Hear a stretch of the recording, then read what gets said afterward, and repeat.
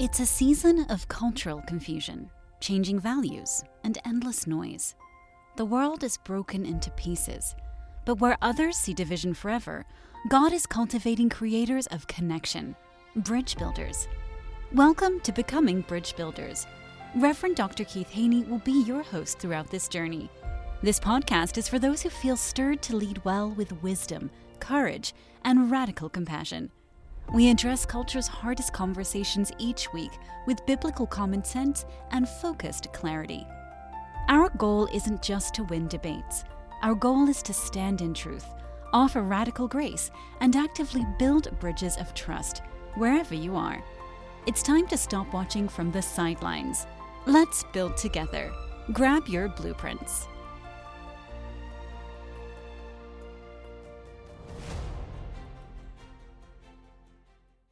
Willie, welcome to the podcast. Oh, man. Anytime I hear an intro, I'm just like, I'm always blown away. Thank you. Thank you for having me on the show. Well, thank you for what you do and how you inspire so many people. I'm looking forward to this conversation. So I give you thanks for what you do. Yeah, I'm excited too. So I'm going to ask you my favorite question. What's the best piece of advice you've ever received?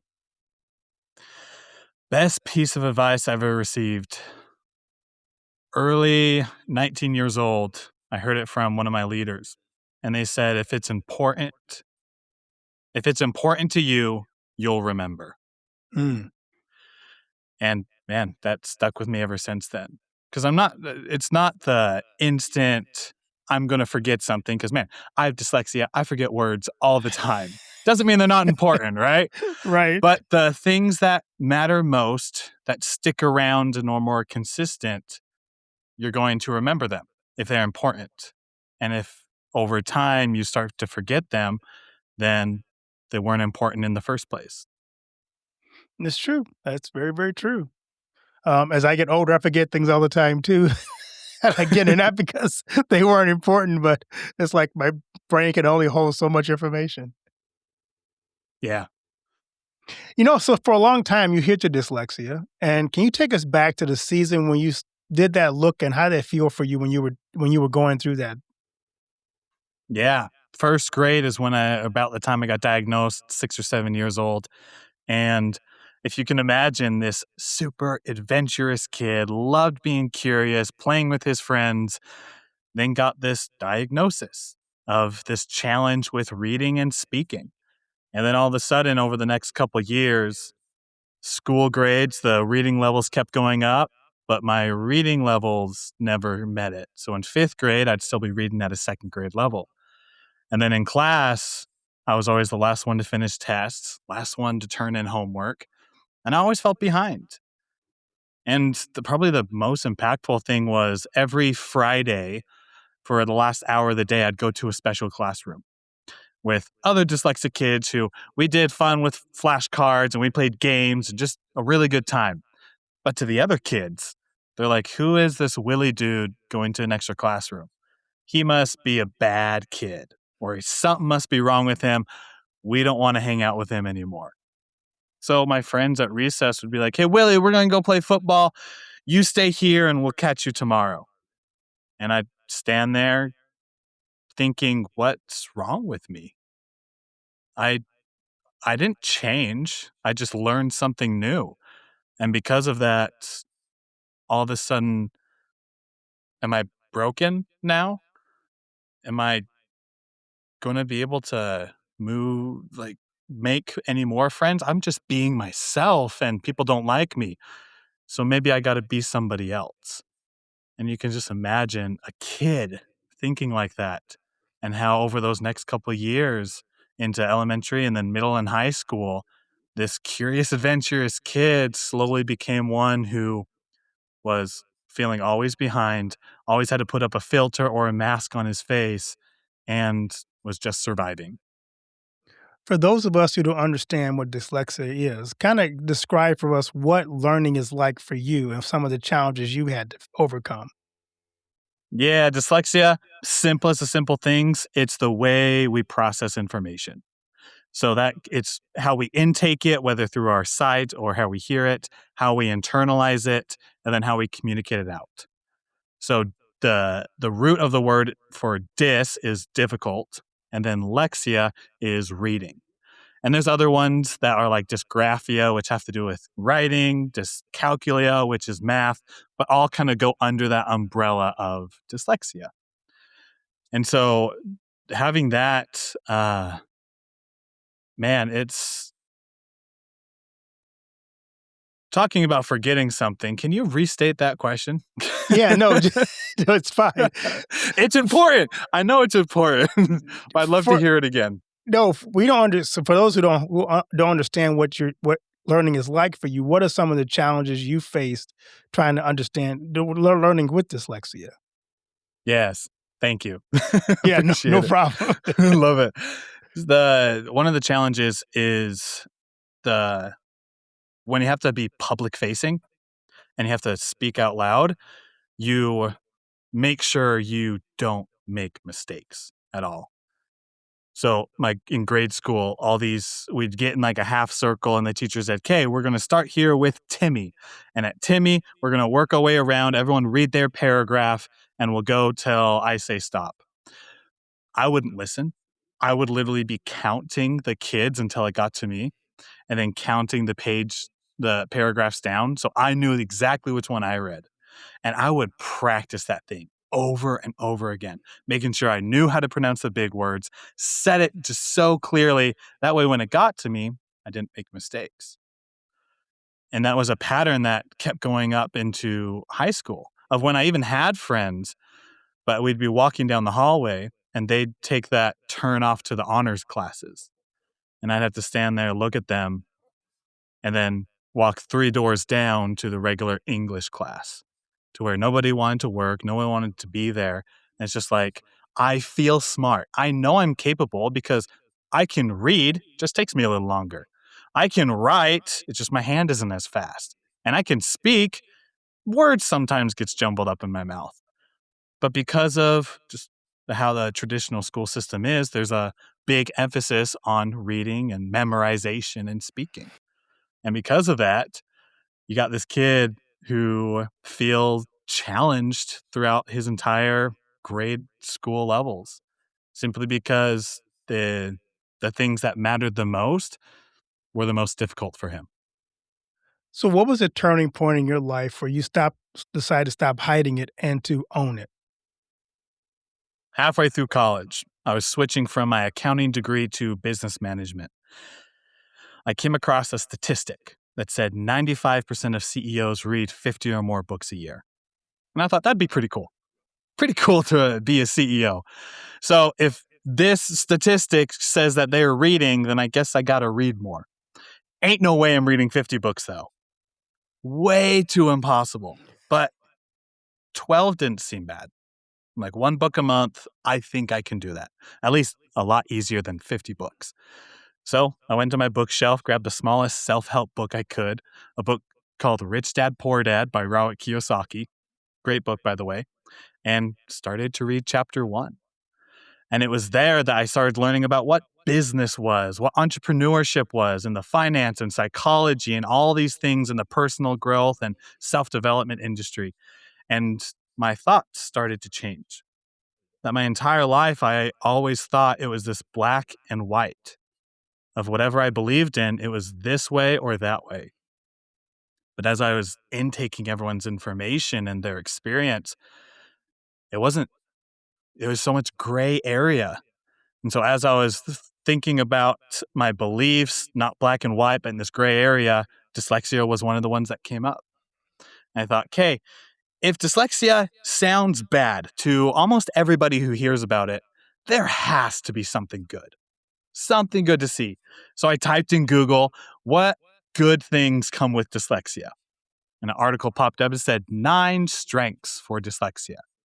Clicked on it, and some of the advantages were really cool, such as creativity and pattern recognition, as well as problem solving. We're able to think outside the box.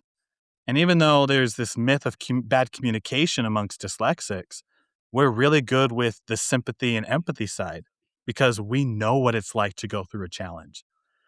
And I started observing and realizing that there's good and bad to everything. And at the end of the day, we just get to choose. And that was around that time where I decided to choose, instead of thinking how I thought before, I'm going to start thinking and learning more about the advantages. And that was that turning point that helped lead me to where I am today.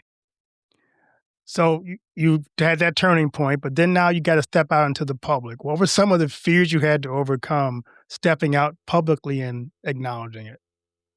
Oh, first one, I had to say I was dyslexic. Like anybody who knows anything about me, dyslexia is like Willie, dyslexia. It's just Right. right next to each other. So those first years, it was hard. I did the things that were impressive. So I was the success coach. I help everybody to achieve success. And you know as much as I do, when you talk to everybody, nobody listens because you're not talking to their exact pain. Right. And then I dialed down into I'm the empowerment coach. And I'm going to empower people. Same result. Except I did get one client, and that was my cousin. My cousin was like, I like you. I like what you're doing. I'm like, awesome. Great way to start. And then I met with one of my good friends, and he said, hey, Willie, you've had dyslexia your entire life. There is a community out there, not just with dyslexics, but with neurodivergency. Why don't you speak to them? And I said, sure, cool. I'll start doing that. And so I started to tell my closest friends that I was dyslexic. And as I told my closest friends, they said, cool, I didn't know that about you. And then treated me the same way. And then I started to tell my family and extended family. And they're just like, cool, I didn't know that about you. And then continued to treat me the same way, a really good way. And then it branched out to my church, and then branched out to my community. And then now I'm recording a video for social media being like, hey, I'm dyslexic. If you're dyslexic, join the community. And so it was from inside of me having to start breaking that fear of, if I share this, something bad's going to happen, which is what I experienced a lot in grade school. But now, as I'm out in the workforce and building relationships and learning, all of a sudden people aren't chucking rocks and sticks at me. They're like, Willie, that's really cool. I'm like, okay, maybe this isn't something I need to hide. And now I'm the person who has his hands wide open and says, I'm dyslexic, and it's not something to hide. And it's so amazing because it's part of me. And I get to share that with people. Wow, that's really neat. And I love your attitude about it. And I love the fact that you're helping people. The people that you're trying to help, that you work with dyslexia, how do you help them to get beyond their limitations? Because you did it, but how do you coach someone else to help get them to that point? It usually falls into two different groups. The first group are ones that need to see the possibility. Because if you don't see the possibility, there's no reason to change. So just seeing, just visualizing that something can be better, something can be different, that maybe, like if I'm talking to them, I'm like, maybe dyslexia is a good thing. Let's look it up. Let's see. Let's just Google it and find that article of the 9 things, right? Just like, let's try it out. And that possibility brings them into, now it's not an excuse anymore. It's just something that's a part of me. And I can think more about the good things and have a hope for the future, that my future can be better. That's the first group. And that usually falls into about 80% of people that I talk with. The other 20% are ones who already see the possibility and they're already out there doing stuff. These are usually the professionals, the entrepreneurs, the ones who are like creating the life that they want. Their thing is that they have so many options that they have to figure out which one to choose. And they hit this realm of analysis paralysis. There is so much going on that they don't even know where to start. And so with them, we work into taking what they want, reverse engineering it and breaking it down, and then just figuring out literally today, what is the step that's needed to be taken to work toward the goal you're going for. So those are the two different people. I love it. So let's talk about your 2% rule because it's very powerful. Kind of break down what that is. Yeah, 2% rule.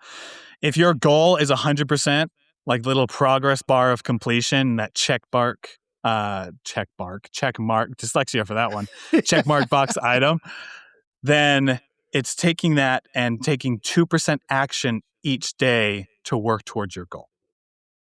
So it really breaks down to daily, consistent action to get to the desired result that you're working towards. And I love 2% because for me, when I focus on 100%, I hit that analysis paralysis. There is so much that has to go on, I don't even know where to start. But then on the flip side, when I focused on just 1% each day, it didn't get a fire within me. It didn't get me passionate or out of my comfort zone. But the 2%, it's where it got me out of my comfort zone, had me doing things that I was uncomfortable with, but still led in the direction I needed to, and small enough to where I wasn't paralyzed by the vastness of everything I have to do. So 2% every single day to work towards your goal. I like that because it does. Yeah, 1% doesn't seem like you've done a whole lot. You haven't really accomplished much. 5% is probably a little too much. 110% is ridiculous, but we hear that all the time. I put 110% into it. Like, how is that possible? So, It's like, cool, your next day is like 30%, next day after that's right. like 20, right? Oh, so tell us about your GPS goal method. Absolutely. GPS goal method. For anyone, for the younger generation, you might not know what GPS is, but it's basically, remember the Apple and Google Maps on your phone? It's like that, but we didn't have the phones. We had the little devices up there for a global positioning system to tell us where we want to go. So that's where this came from.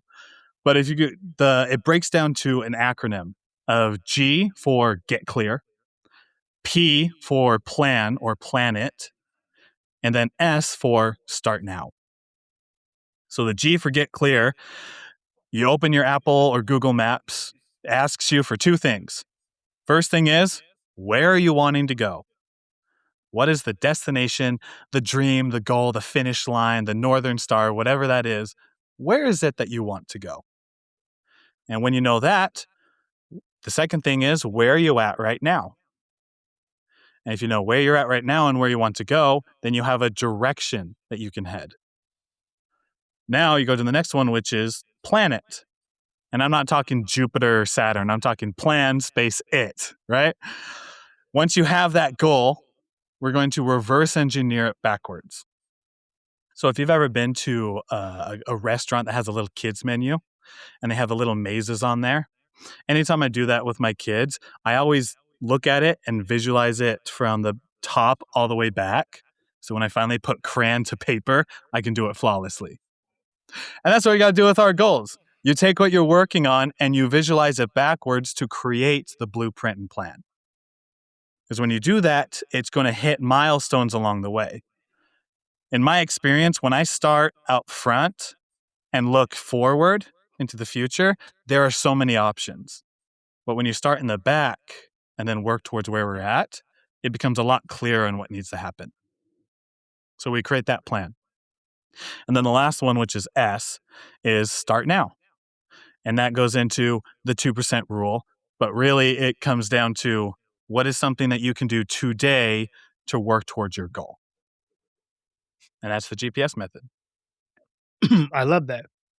And talk about the importance of taking small, consistent steps. I think that's critical for people, especially not just with dyslexia, but people who have a hard time finishing. They may have great ideas.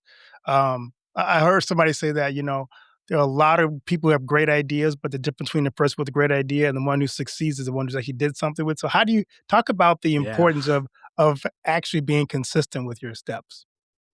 Yeah, you nailed that part.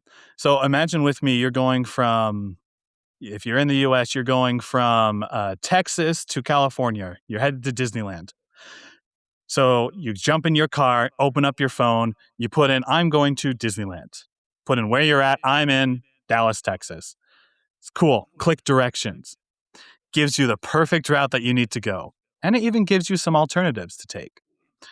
You're like, awesome. You press start, you put the phone up on your car, and you are so excited. You're ready to go. You got the family with you. You got the car load up. We are ready to hit it. Click that start button, and it says, okay, travel 200 feet and turn left. But what if you never took the car out of park? It doesn't matter how excited you are. It doesn't matter who's with you. And it doesn't matter whether you created the plan or AI created the plan or how detailed it is. If you don't take the car out of park, you're not going to go anywhere. So a lot of people that I work with who feel behind, it's not that they aren't behind, it's that they haven't taken their car out of park. And so we need to shift it into drive. And that's why if you think about what it takes to go from where you're at to, let's say, Disneyland, it's not we're going to teleport from our house to there and it's going to be the quickest way possible. There is a journey. And there will be times to where there is construction in the way and we got to alternate the route. There are times to where the traffic will happen and maybe we got to go the scenic one. But none of that matters unless we start to drive, unless we start to take the action. That's why I've learned personally that hard work beats lazy talent. At the end of the day, it doesn't matter how capable you are. If you're not doing anything, then the person who is working hard and less skilled is eventually going to pass you. Are there some daily habits that you put in place in your life that have been beneficial or game changers for you? Yes, the biggest one is the 2% rule. So I always have at least one priority that if everything else today just goes to emergencies, putting out fires and such, there is one thing that has to get done today. And that thing is always in accordance with the goal that I'm working toward. I have like an accountability call that I do each weekday morning with my clients. And every Monday we go over the outline for it, which we start at the top. What is the ultimate goal you're working towards? And more importantly, why do you want it? Based off that ultimate goal for this month, and right now it's the month of May. So like for the month of May, what is it that you want to achieve in this month? What is your objective? You have that objective. Now, what is your weekly objective? To be able to go to your month, to be able to complete your ultimate goal. And then you break it down to, okay, today, what is something today that I can do that helps me to go to my week, to my month, and then to my ultimate goal? So that's one habit that's helped me, that no matter what happens, I have my one thing that needs to get done. And if anything else happens, then it's a bonus. I like that. And I love it that way. You stack no. wins, right?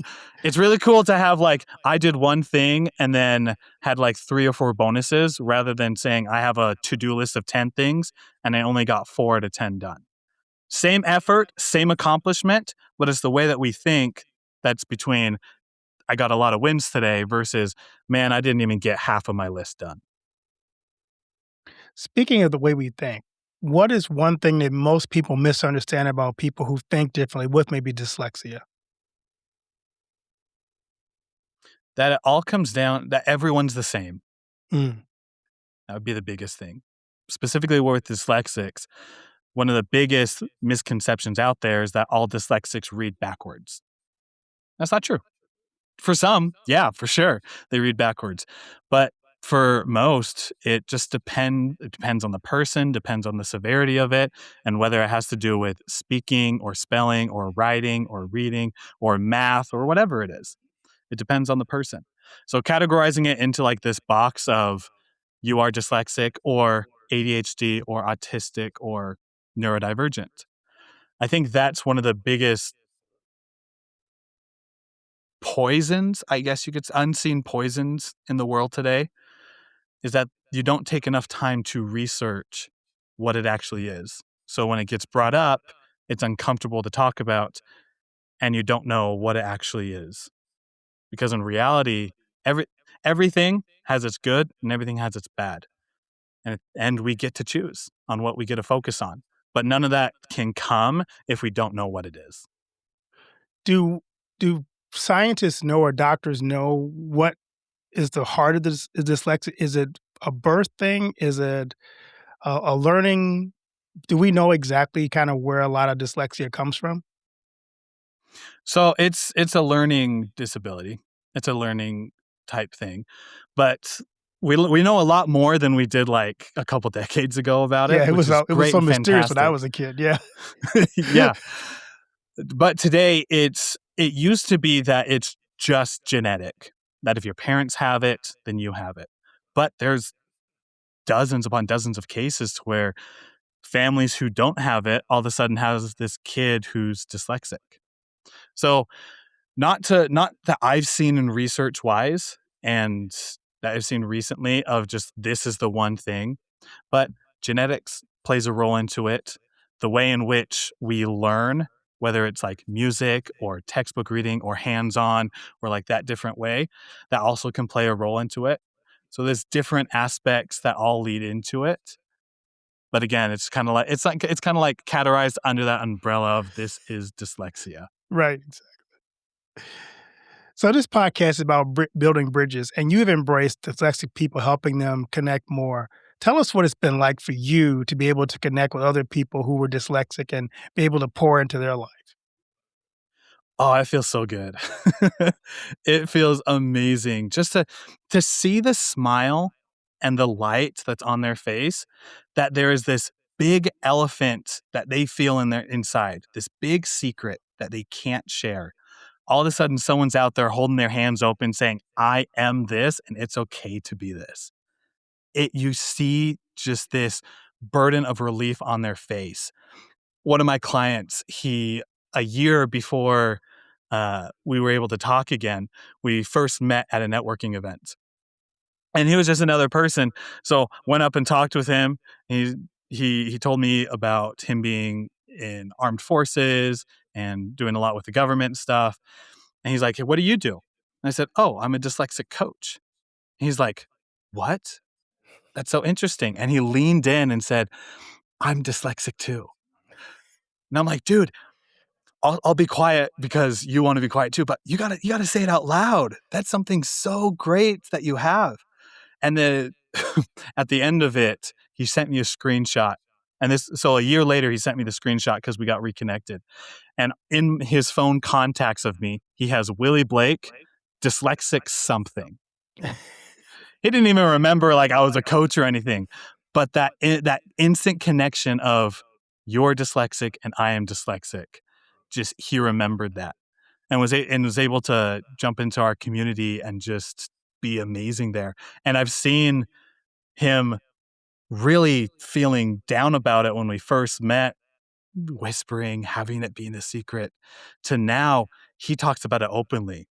And other people are finding him and bringing smiles to their faces. It's just such a great thing that in a world to where it feels like we have to hide the things that make us different, that there are actually literal communities out there that embrace it and you get to feel a part of it. Wow. So that kind of leads to my next question. How do leaders create environments where people who are dyslexic or whatever can feel like they can bring their full self to the table? First thing, don't judge. We've all been through stuff. And of course, some things are worse than others, but all in all, we've all had a challenge. And we all have this thing that we've been hiding called dyslexia. So the leaders who are creating these communities and trying to involve as many people in there, think of it as there are support groups out there. And I support them. They're amazing. The people that lead them are there as well. But even more so, communities that not only help people feel supported, but actually help them to achieve things as well. What I see in those leaders that are leading them is that they talk to them like adults, but they also talk to them as if they're a friend. There's not much AI going on. There's not much like I'm in this suit and tie on this pedestal and you're down here. It's all of us are literally in this line and we're about to fight this army in front of us of whatever it is we're trying to do. And all of us are friends trying to make whatever it is that we want to make in this world. So those leaders, a lot are just, they're on the front lines with everybody else.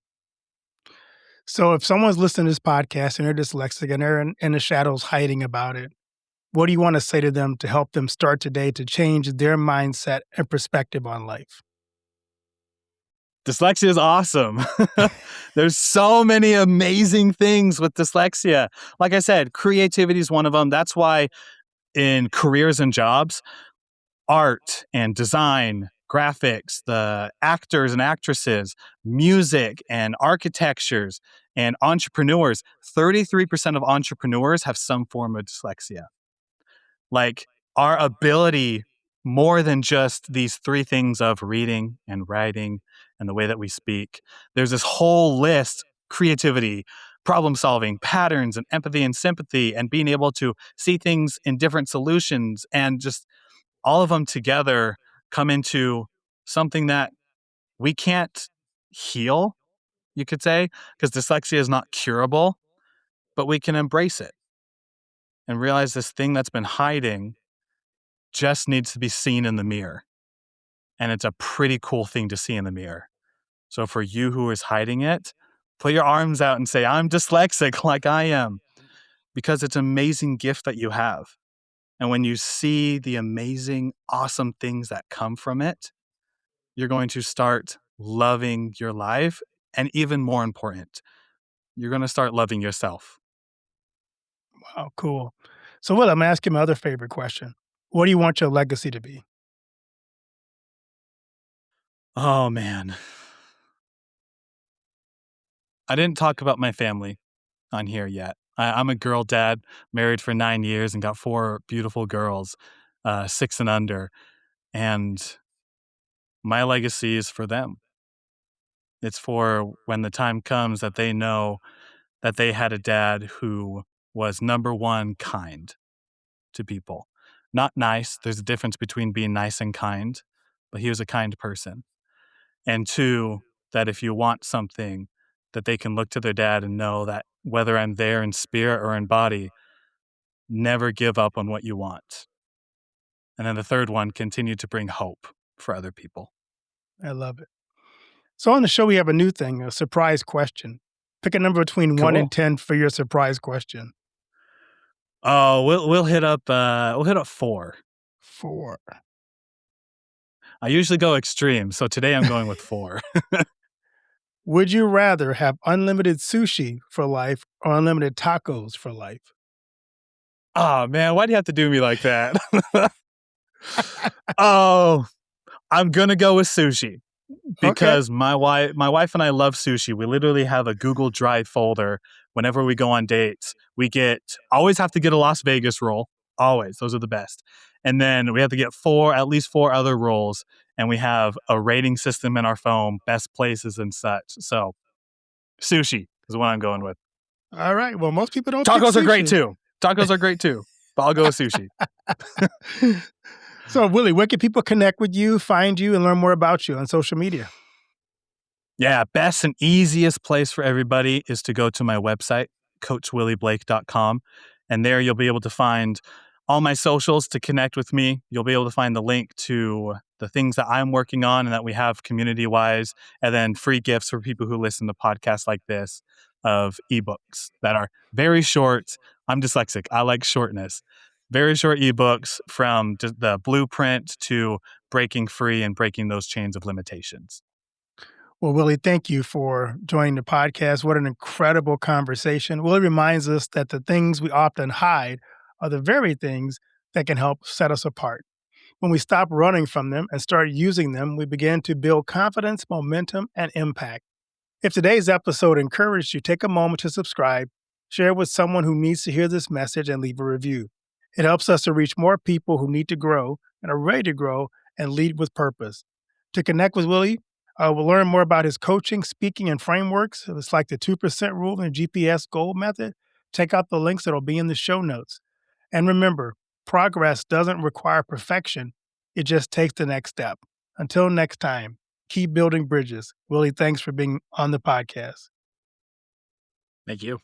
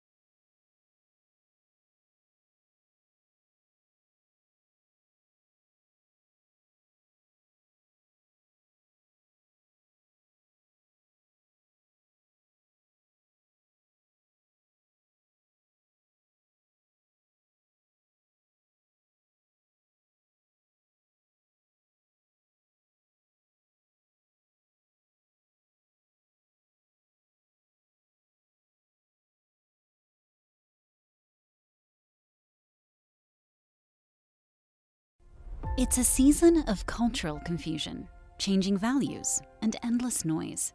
The world is broken into pieces, but where others see division forever, God is cultivating creators of connection, bridge builders. Welcome to Becoming Bridge Builders. Reverend Dr. Keith Haney will be your host throughout this journey. This podcast is for those who feel stirred to lead well with wisdom, courage, and radical compassion. We address culture's hardest conversations each week with biblical common sense and focused clarity. Our goal isn't just to win debates. Our goal is to stand in truth, offer radical grace, and actively build bridges of trust wherever you are. It's time to stop watching from the sidelines. Let's build together. Grab your blueprints.